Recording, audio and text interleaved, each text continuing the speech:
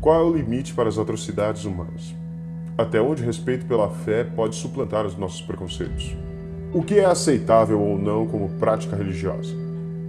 No Histórias Obscuras de hoje, vocês conhecerão o caso do pior serial killer do século XX, Adolfo Jesus Constanzo, ou o Padrinho de Matamoros. Eu sou o Coveiro e sejam bem-vindos a mais um Histórias Obscuras.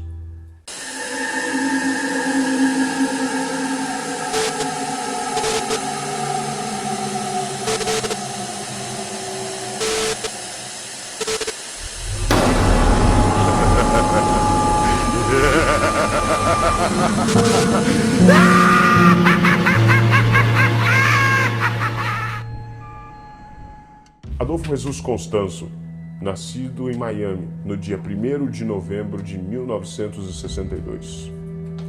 Em 1983, após ter consultado as cartas de tarô, Constanzo visitou a cidade do México. Lá, ele recrutou dois homens mais jovens, Martín Quintana Rodrigues e Omar Chiwi Orea Ochoa, como seus servos, amantes e discípulos. Constanzo voltou para Miami, mas pouco depois ele se mudou para a cidade do México, em meados de 1984. Nos próximos anos, ele virou líder de um culto religioso com traficantes de droga, músicos e até policiais sob seu comando. Constanzo começou a carreira religiosa ainda criança, incentivado por seus pais. A fama do padrinho como vidente vem desde sua infância. Desde cedo, Constanzo já declarava que seria um homem do mal e adorador do próprio diabo. Ele também já alegava que não tinha alma. O culto com sede em Matamoros, em Tamaulipas, na fronteira dos Estados Unidos com o México, vendia drogas, realizava cerimônias ocultistas e envolveu grandes valores até o final de 1987. Ele matou também pessoas para uso em sacrifícios humanos. 60 pessoas que desapareceram no ano de 1989 no México tiveram seu desaparecimento correlacionado à atuação do padrinho e de seu culto maligno. A polícia encontrou uma sepultura oculta de onde foram desenterrados mais de 12 corpos, vítimas que seriam possivelmente de cartéis rivais. Quando um turista americano de 21 anos de idade, Mark J. Kilroy, desapareceu em Matamoros durante o fim da primavera de 1989, a polícia local enfrentou pressões das autoridades do Texas e finalmente começou uma grande investigação. Mas o cartel de Constanzo foi descoberto pelo DEA completamente ao acaso, em uma investigação de drogas sem nenhuma correlação com o fato. E depois de prender alguns membros, rapidamente descobriram que eles eram responsáveis pelo assassinato de Kilroy, cujo corpo foi esquartejado e queimado. Segundo a polícia, Constanzo era considerado o deus de todos os seguidores da seita. No rancho, onde faziam seus rituais, encontraram vasos de sangue, caveiras, estacas e outros instrumentos de tortura e magia que estavam diretamente ligados à vida após a morte. Eles perceberam que estavam lidando com um louco, então eles encontraram um cadáver sem cérebro e, em seguida, encontraram todos os cérebros no rancho. Mais e mais membros da seita foram presos até que, em 6 de maio, eles descobriram onde estava Constanzo e 4 de seus seguidores, 2 dos quais eram seus amantes do sexo masculino, em um apartamento na cidade do México. Determinado a não ir para a prisão, Constanzo ordenou que um de seus discípulos matasse-o e depois se matasse, para que os policiais não tivessem posse sobre seu espírito livre. Os dois estavam mortos quando a polícia finalmente conseguiu chegar até eles. Não está claro sobre quando começou e como ele começou, mas ele passou a sacrificar seres humanos para seus deuses próprios. A conta oficial são de 23 mortos, mas os números reais de quantos foram sacrificados é desconhecido. Um grande número de assassinatos inexplicáveis nunca foram resolvidos. Muitos podem ser ligados a ele, mas não existem evidências. Muitos homens que desafiaram Constanzo acabaram mortos. Às vezes, famílias inteiras eram encontradas com os dedos e órgãos removidos ou com partes do corpo arrancadas. Os homens eram encontrados nas ruas para que as crianças pudessem ver. Ele exibia seu poder em todos os lugares e era temido por muitos. Ele alegou que seu Deus se animava mais quando assassinatos eram hediondos. As vítimas deviam gritar enquanto morriam. Isso explicava muitas mutilações que foram encontradas. Com a morte dele, vem uma enorme lista de assassinatos. 74 foram resolvidos, 14 eram crianças.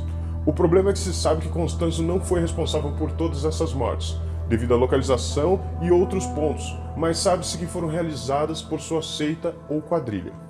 Uma das líderes mais confiáveis de Constanzo, dentro de seu culto, Sara Maria Aldrete, foi detida pouco tempo depois de sua morte.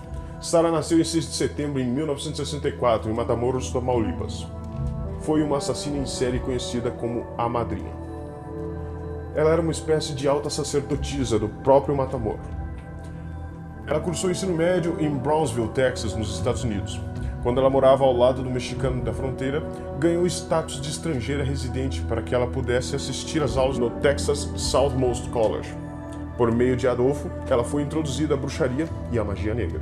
Ele deu o apelido de A Madrinha e a iniciou em sua seita, que era uma mistura de santeria, ritual guerreiro azteca de Palo Mayombe, com sacrifícios de sangue. Muitas das partes dos corpos das vítimas da seita eram cozidas em uma panela grande chamada inganga.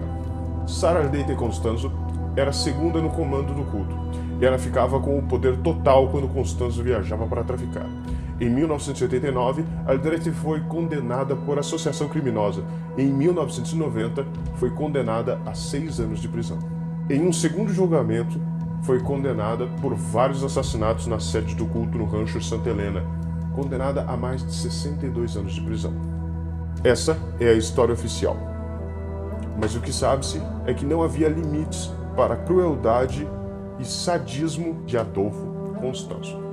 Tudo isso é muito bem exemplificado no filme Borderline, onde conta a história do jovem que foi assassinado pela gangue. O que ocorreu na realidade é que ele optou por deixar de usar mexicanos e passar a usar apenas adolescentes americanos, que segundo ele seriam mais frágeis e mais suscetíveis à dor. Isso ocorria porque na realidade Constanzo gostava de torturar as suas vítimas para arrancar delas o máximo de sofrimento, de angústia, de dor e de lamento.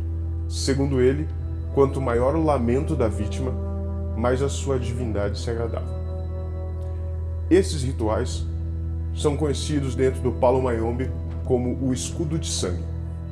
O escudo de sangue gera um campo de invisibilidade para as autoridades, o que permitia a Constanzo traficar quantidades industriais de cocaína pelas fronteiras do México com os Estados Unidos. Reza a lenda que quando os policiais do 10 cercaram Constanzo, imediatamente perguntaram a localização do jovem americano. Ao que Constanzo retarquiu na mesma hora: vocês estão procurando o corpo ou a alma? Como vocês devem ter percebido, nós passamos um tempo sem lançar material novo. Isso porque estávamos envolvidos em um outro tipo de projeto.